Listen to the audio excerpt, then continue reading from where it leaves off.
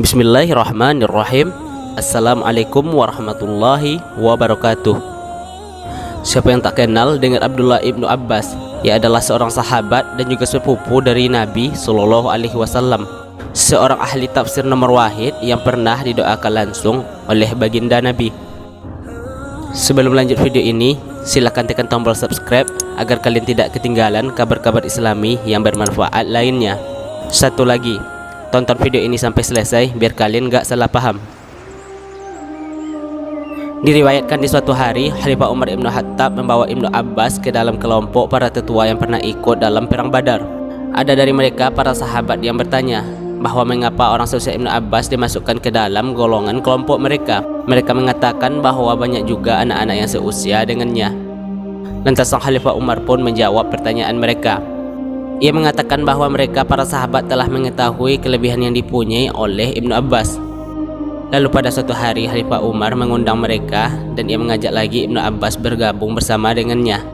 Ibnu Abbas pun telah mengerti bahwa tidaklah ia dipanggil dan digabungkan bersama mereka di hari itu, melainkan dengan tujuan hendak memperlihatkan kadar keilmuannya kepada mereka para sahabat. Lalu Khalifah Umar membuka pembicaraan dengan menanyakan pendapat mereka mengenai ayat pertama dalam surah An-Nasr yang berbunyi, apabila telah datang pertolongan Allah dan kemenangan. Sebagian mereka para sahabat pun menjawab pertanyaan itu. Ayat ini memerintahkan kepada kita untuk memuji Allah dan memohon ampunan kepadanya apabila kita mendapatkan kemenangan dan juga pertolongan. Sebagian dari sahabat yang lain hanya diam dan tidak mengatakan sepatah kata pun. Maka Khalifah Umar pun berkata kepada Abdullah ibnu Abbas, apakah demikian pula menurutmu hai Ibnu Abbas? Dan Ibnu Abbas menjawab tidak. Khalifah Umar pun berkata lagi, bagaimanakah menurutmu? Kemudian selepas itu Ibnu Abbas menjelaskan bahwa itu merupakan petanda dekatnya ajal Rasulullah Shallallahu Alaihi Wasallam yang diberitahukan kepadanya.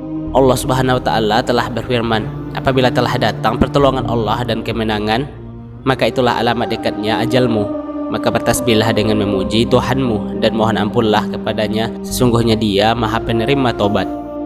Lalu Khalifah Umar berkata lagi bahwa ia sependapat dengan Ibnu Abbas karena pada saat turunnya surah An-Nasr Rasulullah Shallallahu Alaihi Wasallam pernah bersabda, ini adalah ucapan belasungkawa terhadapku. Dan memang Rasulullah Shallallahu Alaihi Wasallam pun wafat pada tahun itu juga. Sedangkan pendapat yang dikemukakan oleh sebagian sahabat dari kalangan orang-orang yang ada di dalam majelis Umar saat itu mempunyai alasan yang benar dan baik. Mereka mengatakan bahwa Allah telah memerintahkan kepada kita saat Dia telah memenangkan kita atas kota-kota besar dan benteng-benteng musuh, hendaknya kita memuji kepada Allah, bersyukur dan bertasbih kepadanya, yakni mengerjakan sholat dan memohon ampun kepadanya. Adapun menurut penafsiran Ibnu Abbas dan Umar yang menyatakan bahwa surat ini merupakan pemberitahuan akan dekatnya kewafatan Rasulullah adalah seperti berikut.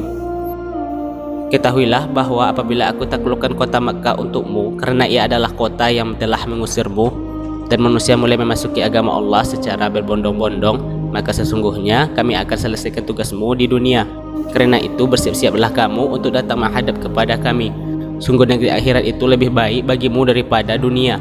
Dan sesungguhnya Tuhanmu akan memberi pahala yang membuatmu merasa senang dan puas dengannya.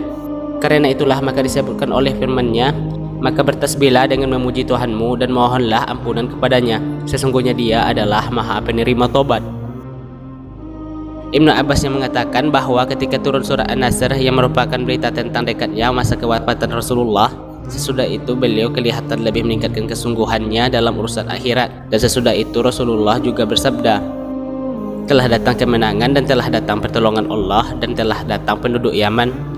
Maka seorang lelaki pun bertanya, hai Rasulullah, siapakah penduduk Yaman itu?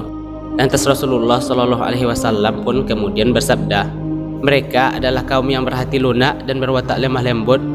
Iman adalah Yaman, hikmah adalah Yaman, dan fikih adalah Yaman.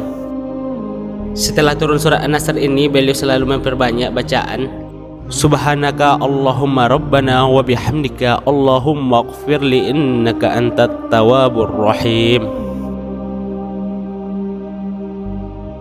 Dan yang dimaksud dengan Al-Fat dalam surat An-Nasr adalah kemenangan atas kota Makkah. Sebab sesungguhnya kabilah-kabilah Arab pada mulanya menggantungkan keislaman mereka dengan kemenangan atas kota Makkah. Karena mereka mengatakan jika dia beroleh kemenangan atas kaumnya, berarti dia benar seorang nabi. Lalu ketika Allah Subhanahu wa taala memenangkan Rasulullah atas kota Makkah, maka masuklah mereka ke dalam agama Allah dengan berbondong-bondong. Belum lagi berlalu masa 2 tahun, seluruh penduduk Jazirah Arabia telah beriman dan tiada satu kabilah Arab pun melainkan mereka menampakkan keislamannya.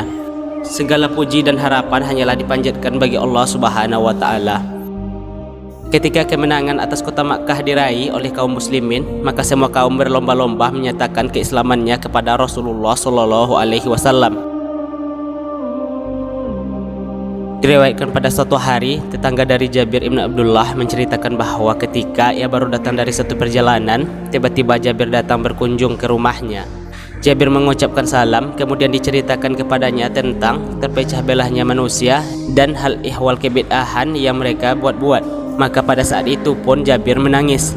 Kemudian Jabir berkata bahwa dirinya pernah mendengar Rasulullah Shallallahu alaihi wasallam bersabda, "Sesungguhnya manusia masuk ke dalam agama Allah secara berbondong-bondong dan kelak mereka akan keluar darinya secara berbondong-bondong pula." Wallahu a'lam bishawab.